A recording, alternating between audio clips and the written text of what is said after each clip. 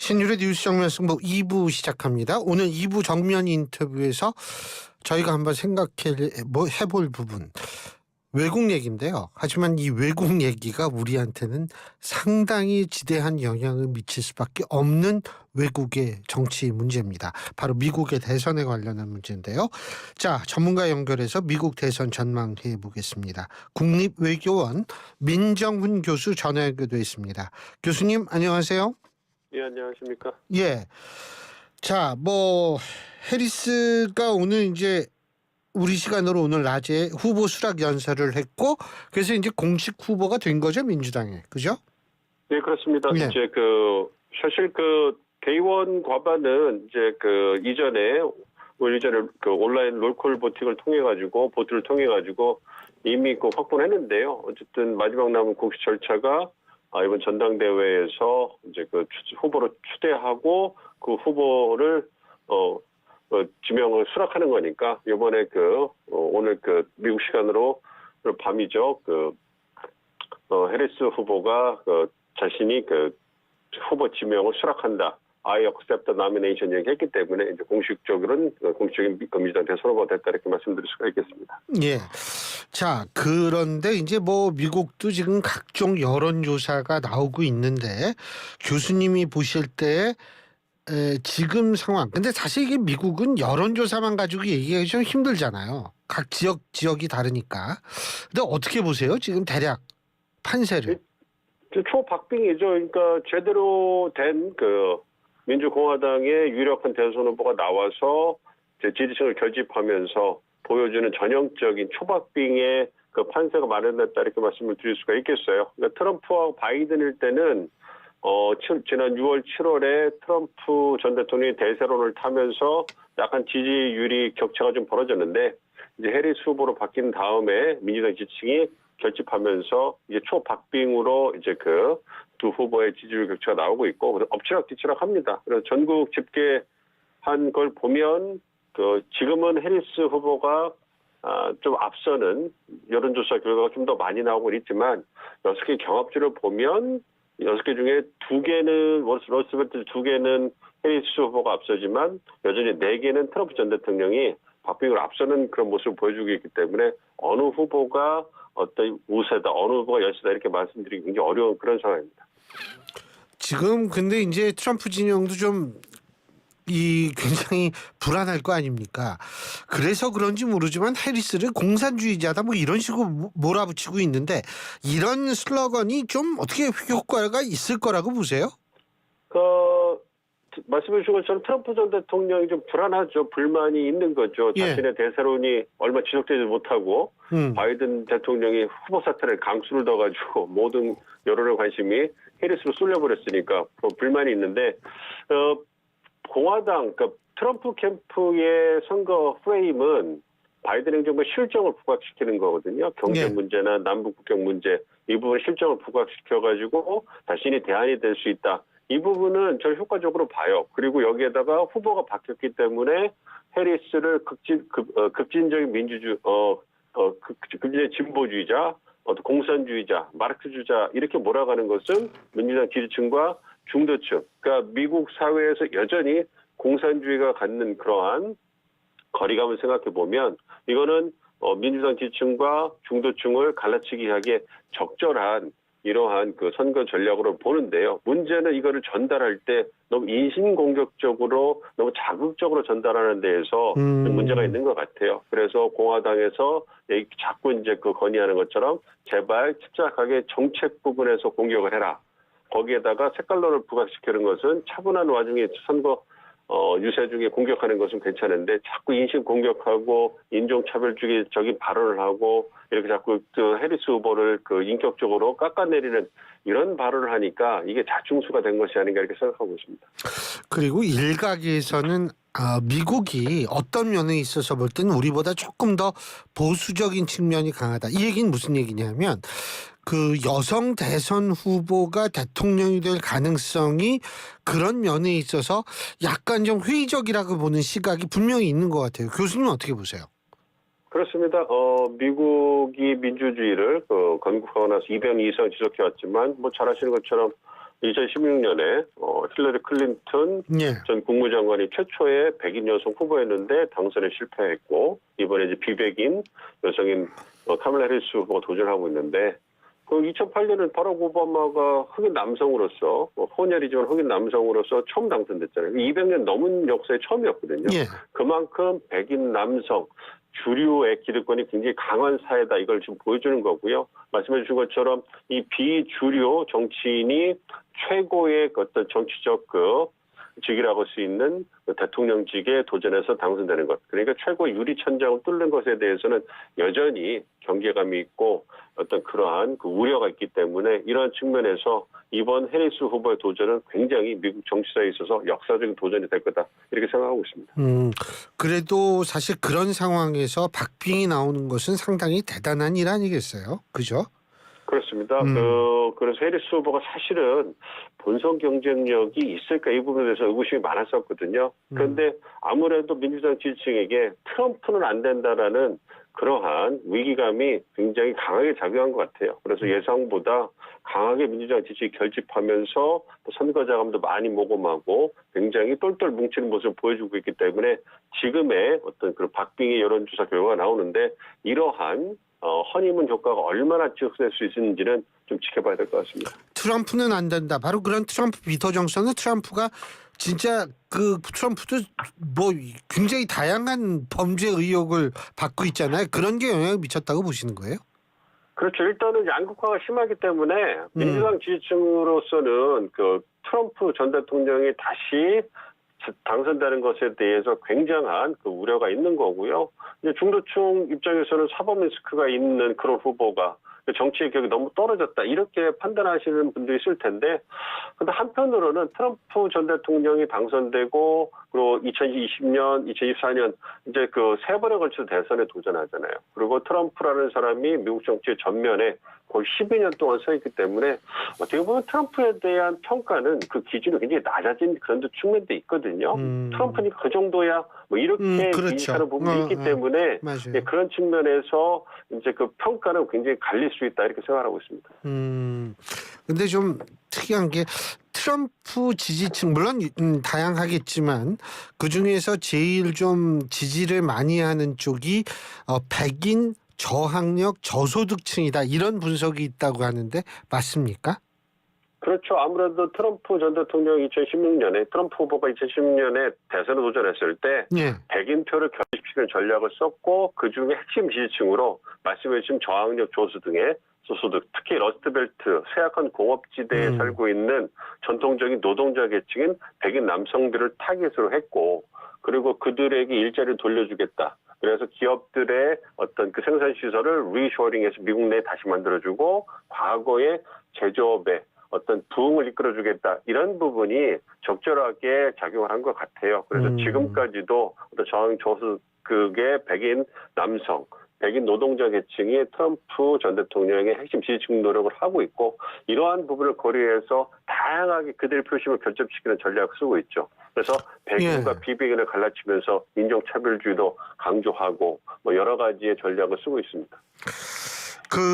무소속으로 출마한 케네디 후보 이게 후보 사퇴를 전제로 어떤 장관직 하나 주면은 뭐 후보 사퇴할 수 있다 이런 보도 나오는데 진짜인지 모르겠어요. 사실인 것 같아요. 언론 보도에서 일관성 있게 보도를 하고 있고 케네디 후보 측의 캠프에서도 부인을 안 하는 걸 보면 그건 어느 정도 어떤 개연성이 있는 그러한 보도 같고요. 그래서 이제 얼마 남지 않았죠. 며칠 후 23일 날 현지 시간 23일 날 케네디 후보가 애리조나주 피닉스에서 어떤 향후 진로에 대한 입장을 밝힌다고 알려지고 있는데 그때 아마 사퇴를 할 것 같아요. 지지율도 안 나오고 선거 자금도 잘 모금되지 않기 때문에 더 이상 선거 캠페인을 유지할 동력이 없는 것 같아요. 그래서 이제 대안으로서 어떤 해리스 후보 측 캠프에도 장관직을 주면 사퇴하고 지지하겠다 이러한 제안을 했는데 거절을 당했고 트럼프 측에서는 그걸 받아들인 것 같아요. 그래서 그런 측면에서 23일 날 어떤 사퇴를 하고 트럼프를 지지하겠다 이러한 입장을 밝히고 이제 그때 15분 떨어진 곳에서 트럼프 전 대통령이 유세를 할 예정이래요. 그렇게 거기에 합류할 가능성이 있다고 보고 있기 때문에 이 케너디 후보를 지지했던 5% 정도의 유권자들이 어떻게 이제 재편될지 이 부분에 이제 관심이 집중되고 있는 상황입니다. 근데 그 5% 되는 지지율, 그 지지층이 이게 단단하고 충성도가 높으면은 뭐 그쪽 지지한다 그러고 글로 가겠지만 그렇게 되기는 좀 힘들 것 같은데. 근데 이분이 굉장히 그 장관을 하고 싶어 하는 거군요. 아. 그렇죠. 뭔가 좀 정치적인 어떤 뭔가를 좀 그 직위를 얻고 싶어 하는 거죠. 이대로 예. 끝내기는 너무 서운하셨던 것 같습니다. 우리나라는 요새 장관 하라고 그래도 고사하는 사람이 더 많다고 그러던데. 아유, 그래도 이분은 그렇게 장관을 하고 싶어 하시니까. 그런데 사실 우리가 미국 대선에 관심을 갖는 가장 중요한 이유 중에 하나, 바로 북한 문제를 어떻게 할 것인가 하는 부분이거든요. 자, 교수님, 이 더군다나 국립외교원에 계시니까 어떻게 보세요? 트럼프가 되면은 어떻게 대북 관계가 이루어질 거라고 보시고, 해리스가 될 경우에는 어떻게 될 거라고 보십니까? 트럼프 2기가 된다면 그 트럼프 1기 때 보여줬던 그 정상 외교를 통한 북미 관계가 굉장히 좀 활성화될 수 있는 그런 가능성이 있죠. 그리고 트럼프 전 대통령도 캠페인 기간 동안에 바이든 대통령과의 외교 문제의 차별성을 강조하기 위해서 김정은이라든지 시진핑이라든지 푸틴과 잘 지나고 자신이 있었으면 집권했으면 전쟁 안 났을 거다 이렇게 강조하잖아요. 그렇기 때문에 자꾸 김정은과의 친분 관계를 강조하기 때문에 어쨌든 트럼프 전 대통령이 재선에 성공하게 되면 김정은 위원장과의 만남을 추구할 것 같아요. 그것이 물론 북한 비핵화의 진전하고는 별개 문제가 되겠지만 북미 정상 외교가 재개되면서 교착 상태는 뭔가 좀 풀릴 가능성이 있어 보이죠. 그래서 이제 정상회의를 통해 가지고 북한 문제를 관리하려는 그런 모습을 보여줄 것 같고요. 반면에 해리스 후보 같은 경우는 바이든 대통령의 대북 정책 기조를 계승할 거라고 생각합니다. 그래서 원칙적인 접근을 통해서 이제 그 대응을 할 거기 때문에 동맹 중시 외교도 한다 이 말씀이시죠? 그렇죠. 동맹 중시 외교를 하는 거고 대북 그 관계에 있어서는 어떤 전략적인 뭐 3.0 정도가 되지 않을까요? 그래서 그 탑다운식이 아니라 바텀업, 즉 북한 비핵화에 있어서 어느 정도 성의를 보이고 진전이 있어야지만 정상이 만나는 이런 모습을 보여줄 거기 때문에 이번에 또 그 수락 연설에서 해리스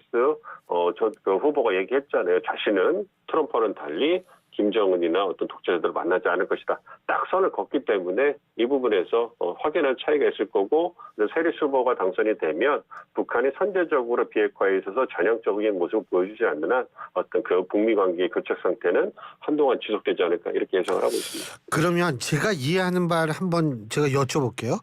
만약 그 트럼프가 된다면 사실은 북한의 비핵화보다는 군축에 치중할 가능성이 높고 해리스가 될 경우에는 여전히 비핵화에 매달릴 가능성이 높다. 이렇게 이해해도 되는 겁니까?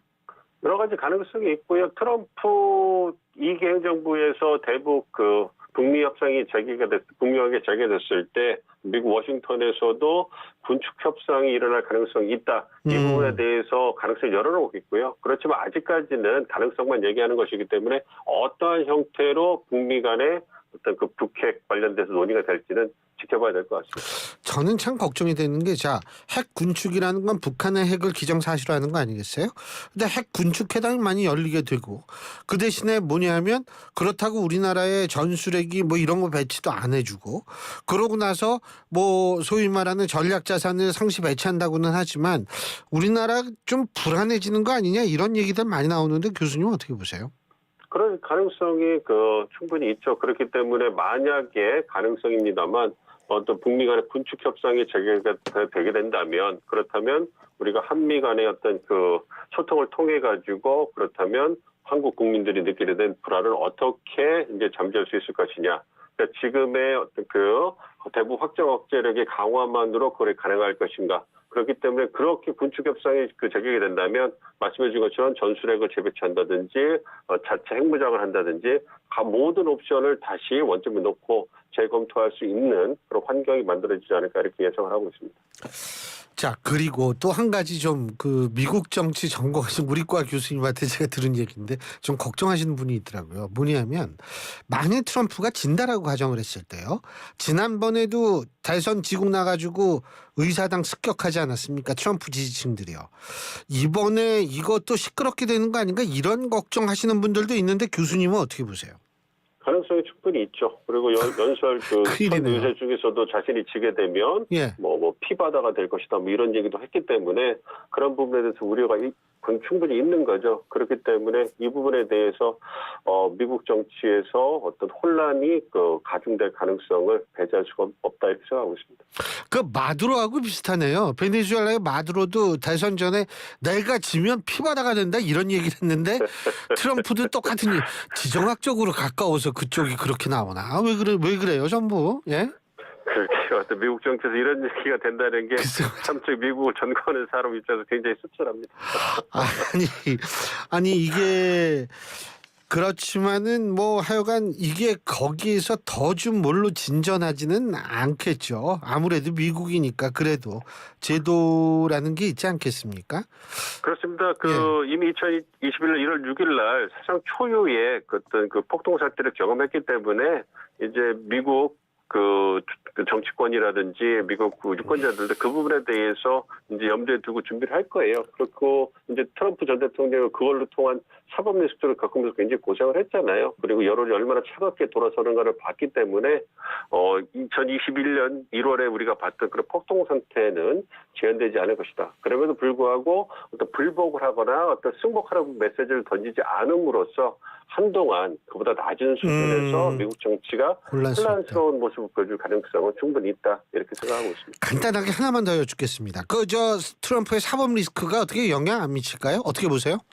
가능성이 거의 없죠. 지금 성추문 이만금 사건만 이제 9월이나 10월 중에 판결이 나올 것인데 그것은 어떤 트럼프의 어떤 재선 행보에 크게 영향을 미칠 수 없는 그러한 어떻게 본다면 정치적 폭동 사건이나 대선 불복 사건보다는 영향이 굉장히 작은 거기 때문에 물론 중도나 무당파층에게 영향을 다소 미칠 수 있겠습니다만 트럼프 전 대통령이 이번 대선 어떤 캠페인을 완주하는 데 큰 영향을 못 미칠 거고 사법 리스크의 영향력은 그다지 크지 않을 거다 이렇게 예상을 하고 있습니다. 예, 오늘 말씀 잘 들었습니다. 고맙습니다. 예, 감사합니다. 예, 지금까지 국립외교원 민정훈 교수였습니다.